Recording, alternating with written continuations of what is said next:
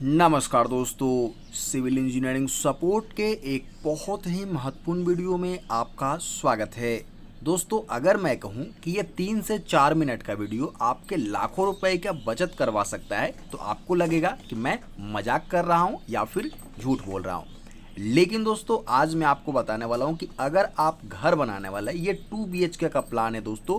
Plan तो काफ़ी सही था, लेकिन दोस्तों इसका जो कॉलम पोजीशनिंग है वो मुझे बिल्कुल भी सही नहीं लग रही है। दोस्तों, आप देख सकते हैं कॉलम देने के मामले में अगर आप किसी इंजीनियर या फिर आर्किटेक्ट से नक्शा नहीं बनवाए हैं और आपका जो मिस्त्री और ठेकेदार है वो आपको ढंग का मिस्त्री या ठेकेदार नहीं मिला है, तो जाहिर सी बात है दोस्तों आपका इन्वेस्टमेंट भागने वाला है।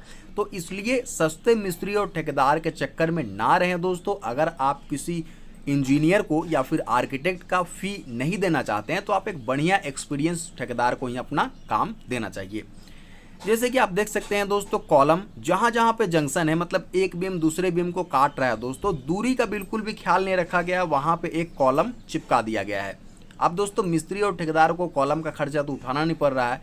ये दोस्तों घर मालिक का नुकसान है और इससे बचा जा सकता है।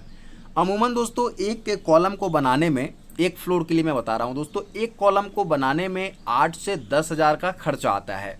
अब आप समझ सकते हैं दोस्तों, इस पूरे घर में अगर 2 से 3 कॉलम हम माइनस कर लेते हैं तो आप समझ सकते हैं कि ऐसे ही दोस्तों 25 से 30 हज़ार का हम बचत कर लिए।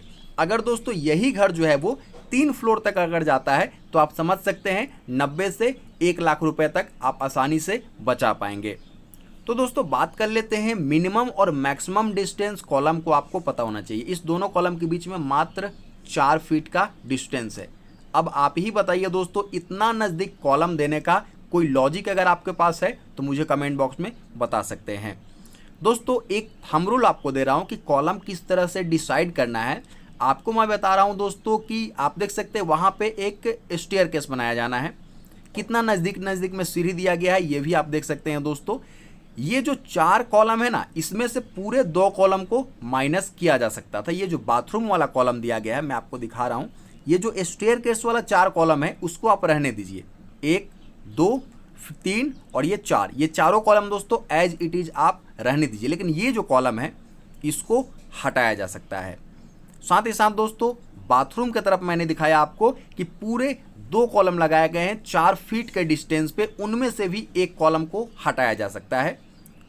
तो दोस्तों बात कर लेते हैं कि मिनिमम और मैक्सिमम डिस्टेंस कॉलम के बीच में क्या होना चाहिए। दोस्तों थंब रूल के अकॉर्डिंग मैं आपको बता रहा हूं दोस्तों। सबसे पहले समझ लीजिए कि इस केस में ये देखिए यहाँ पे एक कॉलम है, ठीक है, ये कॉलम है, इसकी कॉलम की जो दूरी है दोस्तों यहाँ पे देखेंगे, इस कॉलम से इस कॉलम की जो दूरी है वो मात्र 10 फीट है। इसके बाद दोस्तों 4 फीट के अंतराल पे एक और कॉलम दिया गया है इस बाथरूम वाले गेट पे। और साथ ही साथ दोस्तों इधर गेट देखेंगे बाथरूम का तो यहाँ पे 2 कॉलम आपको दिख रहा है। एक स्टेयरकेस के लिए है, जरूरी है दोस्तों, उसको हम नहीं हटाएंगे।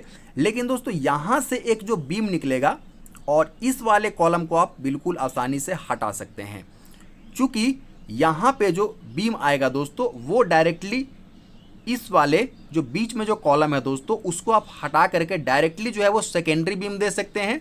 और इस वाले कॉलम को आप एज इट इज रहने देंगे और इस वाले को दोस्तों आप इधर से हटा सकते हैं, ठीक है। और ये जो ब्लैक वाला आपको कॉलम दिख रहा है मेरे बिल्कुल नज़दीक में है, उसके सीध वाले कॉलम को आप बिल्कुल उसको हटा सकते हैं दोस्तों और यहाँ से एक सेकेंडरी बीम दिया जा सकता है। तो अब बात कर लेते हैं आखिरकार कॉलम को किस बेसिस पे हटाना या फिर लगाना चाहिए, ये भी आपको सीख लेना चाहिए। तो दोस्तों रेसिडेंशियल हाउस के लिए जो मैक्सिमम डिस्टेंस तय किया गया है कॉलम के लिए वो 3 मीटर से लेकर के 6 मीटर तक रखा गया है दोस्तों। सिंपल वे में, मीटर बहुत से लोग नहीं समझ पाते हैं, मैं इसको फीट में कन्वर्ट करके बता रहा हूँ आपको कि आप दोस्तों मैक्सिमम जो है वो 10 फीट से लेकर के 16 फीट तक एक कॉलम से दूसरे कॉलम की दूरी रख सकते हैं। लेकिन दोस्तों आप अगर इस तरीके का काम करते हैं तो जो कॉलम का फेस है दोस्तों, इससे आपको जानकारी होना चाहिए कि कॉलम का फेस आप किधर रख सकते हैं। दोस्तों जिधर दूरी ज़्यादा है, एक कॉलम से दूसरे कॉलम की दूरी जिधर ज़्यादा है दोस्तों, आप पतला वाला पार्ट उसी साइड रखेंगे।